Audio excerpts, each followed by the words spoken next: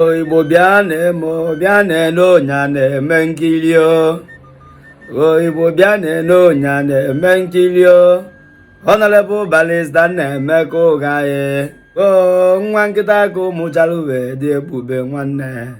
the marshal himself happy birthday to you machalụ happy birthday to you nwanne m nsị tata nwa ị na-echeta n'ọmụmụ gị nzibe ọma mekwerigo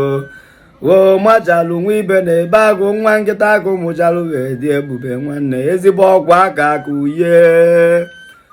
ezigbo ọgwụ aka aka uye ewuru m onye na-eme nkiri ibe ọma mekwerigo tata nwa ị na-echeta n'ọmụmụ yi nsi igbo n'aka niile ihe ebute mmadụ ebute ego dị ete ego dị nnegwute igbo n'aka ekpe igbudo ogologo ndụ na-alụ izi ike onye isi gị na-awa aja n'ọya eji nke ya chụọ onye a na-eme nkiri ojide onye mmadụ nke ọya eri aka ọgbani ọkọm onye akọ na onye ya enye m iwe onye a na-eme nkiri ụmụ oge dị mma ọgụ dị mma ọlụ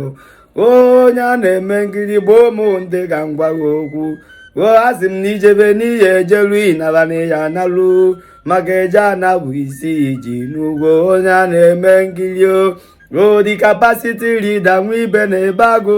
ọhụ ngị ya eje asị m nọ ngị ya eje onye ọ dị aga onye ata mbụ ma ekenyela anụ bụ ọzizi furu ụzọ si ba anya mmiri ka ọma ma ọ ya ata nwunye onye a na-eme nkiri oyibo ọma ma egwerighị ajọgo m chukwu kelee n'igwe ka aha na-agụ wolo ogologo ndụ wee chọba ọkwa dị mma ọkwa bụ ibu n'obi nke a bụ ogolo ya ka oko werie wee chọọ ya mma onye a na-eme nkiri ezigbo ọgwụ aka ka uye the barrister himself o nwere onye ọya bụ ezi ozi ka oje na ọchịta anya anya olu ebe ahụ na ọya azọtanwu ibe anyị onye a na-eme nkiri n'ihi azọtanwu ugwu ya ewu onye a na-eme nkiri bụ onye a na-eme nkiri maka onye ọbụla na-eme nkiri ọ bụ onye a na-enejere anya ka amụta ihe n'aka ya ọ bụ onye a na-enejere anya na o nwere ibe ọ ya emenwuru anyị ọ bụ onye a na-enejere anya na ọ ya arụ ibe ụwa na-ekwu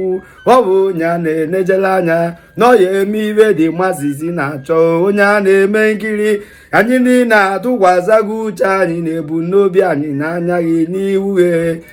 anyị eburugo mba anyị niile wee bo ya ebozighị ijebe